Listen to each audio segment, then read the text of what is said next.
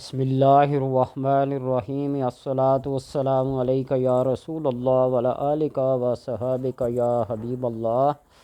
اللہم صلی علی محمد و آل محمد، اللہم صلی علی محمد و آل محمد۔ امراض جسمانی میں بخار ایک بہت بڑی بیماری ہے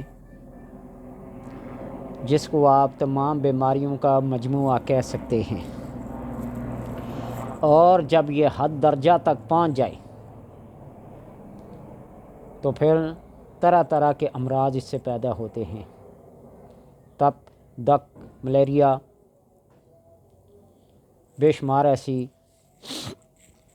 آج کل کے اس جدید دور میں ہر بیماری کے بہت سارے علاج تو نکل آئے ہیں، لیکن پہلے وقتوں میں جب اتنی ترقی نہیں ہوئی تھی تو لوگ بیماریوں کا علاج روحانی مقناطیسی عمل سے کرتے تھے۔ وہ روحانی مقناطیسی عمل کیا ہے؟ ہر اللہ والے کے پاس کوئی ذکر، کوئی فکر، کوئی ورد ایسا ہوتا ہے جو تمام بیماریوں پر اثر کرتا ہے۔ ہر وہ بیماری جو کسی دوائی سے، کسی نسخہ سے اس کو افاقہ، اس کو آرام اور سکون نہ ملے تو کسی اللہ والے سے ایک دم کروا لیں، ایک ذکر اپنا لیں، ایک ورد اپنا لیں، اللہ تبارک و تعالیٰ کرم کرتا، پھر وہ بیماری جڑ سے اکھڑ جاتی ہے۔ اس کے بے شمار تجربات گھریلو سطح پہ بھی اور عوامی سطح پہ بھی دیکھنے میں آئے ہیں۔ ہمارے ادھر علاقے میں ایک شاہ جی ہیں، وہ یرکان کا علاج بس ایک دم سے کرتے ہیں۔ یرکان جس بھی اعلیٰ درجے اور اعلیٰ ڈگری کا ہو، بس ان کے ایک دم کرنے کی ضرورت ہے۔ ایک دھاگا سا بنا کے دیتے ہیں، گلے میں ڈال دیتے ہیں، یا کسی چھوارے پہ دم کر کے دے دیتے ہیں۔ مختلف نوعیت دیکھ کر، مریض کی کیفیت کو دیکھ کر بڑے بڑے ڈاکٹر، حکیم، طبیب دنگ رہ جاتے ہیں، حیران رہ جاتے ہیں۔ تو اس لیے کسی بھی ورد کو، کسی بھی نسخے کو، کسی بھی ذکر کو اگر دوامی طور پر اپنا لیا جائے تو اللہ تبارک و تعالیٰ اس کے اندر خیر و برکت عطا کر دیتے ہیں۔ مختلف بیماریوں کا جو علاج نسخہ جات سے، عملیات سے، میڈیسن سے کیا جاتا ہے، میری نظر میں سب سے اعلیٰ اور سب سے ارفع جو علاج ہے وہ اذکار سے ہے، ورد سے ہے، اوراد سے ہے، دم درود کرنے سے ہے۔ آسان معنی میں یہ سمجھیں۔ بے شک یہ میری بات کسی کو عقل کی کسوٹی پہ پورا اتر سکے یا نہ اترے، لیکن میرا یہ یقین اور اعتقاد ہے۔ میں بہت سارے ایسے اپنے حقائق اور واقعات بیان کر سکتا ہوں۔ یہ ہمارا راولپنڈی سی ایم ایچ مجھ سے کوئی چند کلومیٹر کے فاصلے پہ ہے۔ وہاں سے جو کینسر کے مریض بچے خصوصاً آتے تھے، اللہ تبارک و تعالیٰ کے کرم سے، ڈاکٹر کے لا علاج کرنے کی وجہ سے، ڈاکٹر کے مایوس کرنے کی وجہ سے اللہ تبارک و تعالیٰ نے ان کو شفائے کاملہ بخشی ہے۔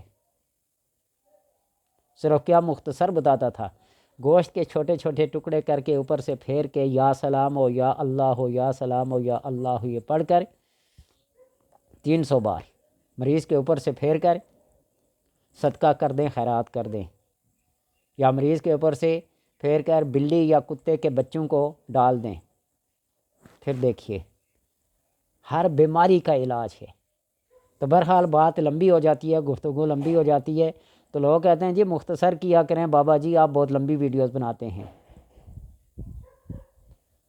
اب میں اس بات پہ کچھ نہیں کہوں گا، کچھ نہیں بولوں گا کہ لوگوں کا میں جواب کیا دوں۔ تو بہرحال یا نار کونی بردم و سلامن علی ابراہیم، یا نار کونی بردم و سلام علی ابراہیم، یہ جو قرآن پاک کی آیت ہے یہ ہر قسم کے بخار کو یوں دفع کرتی ہے جس طرح کہ آگ پر پانی ڈالا جائے، اور اس طرح بخار کو دفع کر دیا جس طرح ابراہیم علیہ السلام کو آگ میں ڈالا گیا تھا تو اللہ تبارک و تعالیٰ نے اس آگ کو پھول کی شکل میں تبدیل کر لیا تھا۔ تو اسی طرح بخار کے نام ایک عربی زبان میں خط بھی لکھا جاتا ہے۔ بسم اللہ الرحمن الرحیم، ھذا کتاب من محمد رسول اللہ صلی اللہ علیہ وسلم الی الحما حرھا من حر جہنم و بردھا من زمہریر فاذا جاء کتابی فاخرج من فلان من بدن فلا ابن فلا ولا تأکل لحمہ ولا تشربی دمہ حسبی اللہ حسبی اللہ حسبی اللہ، یہ دم کیا جاتا ہے۔